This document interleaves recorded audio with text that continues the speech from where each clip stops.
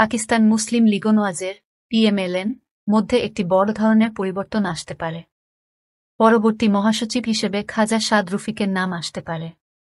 শনিবার ৫ মে দলটির সাথে ঘনিষ্ঠ একটি সূত্র জিও নিউজকে এই তথ্য জানিয়েছে। সূত্র জানায়, দলের সাধারণ পরিষদের বৈঠকে রফিককে নতুন মহাসচিব করার প্রস্তাব উত্থাপন করা হবে। সেখানেই এ বিষয়ে চূড়ান্ত সিদ্ধান্ত নেয়ার কথা রয়েছে। সবকিছু পরিকল্পনা মতো হলে পরিকল্পনা ও উন্নয়ন মন্ত্রণালয়ের মন্ত্রী আহসান ইকবাল থেকে তিনি এই পদটি গ্রহণ করবেন। সূত্রটি আরও জানিয়েছে, যখন দলটি পাকিস্তান ডেমোক্রেটিক মুভমেন্টের পিডিএম ব্যানারে 2022 সালের এপ্রিল থেকে 2023 সালের আগস্ট পর্যন্ত ক্ষমতায় ছিল, তখনই মন্ত্রী আহসান ইকবালকে মহাসচিব পদ থেকে অব্যাহতি দেওয়ার আওয়াজ উঠেছিল।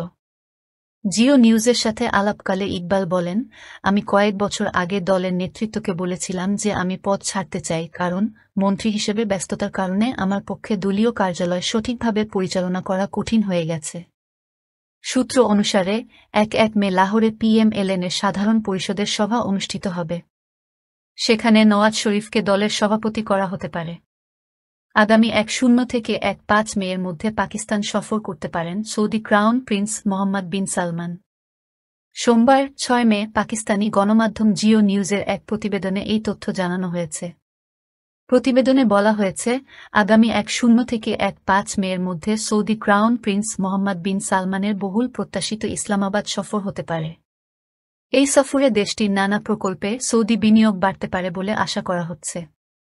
বর্তমান সরকারের মেয়াদে এটাই হবে মোহাম্মদ বিন সালমানের প্রথম পাকিস্তান সফর। এর আগে তিনি সাবেক প্রধানমন্ত্রী ইমরানের সময়কালেও দেশটি সফর করেছিলেন। সূত্রটি আরও জানিয়েছে, এই সফরটি আগামী দিনে পাকিস্তানে $5 বিলিয়ন সৌদি বিনিয়োগকে আকৃষ্ট করতে পারে। যাই হোক, মোহাম্মদ বিন সালমানের প্রত্যাশিত এই সফরের নির্দিষ্ট তারিখ আনুষ্ঠানিকভাবে ঘোষণা হওয়ার কথা রয়েছে।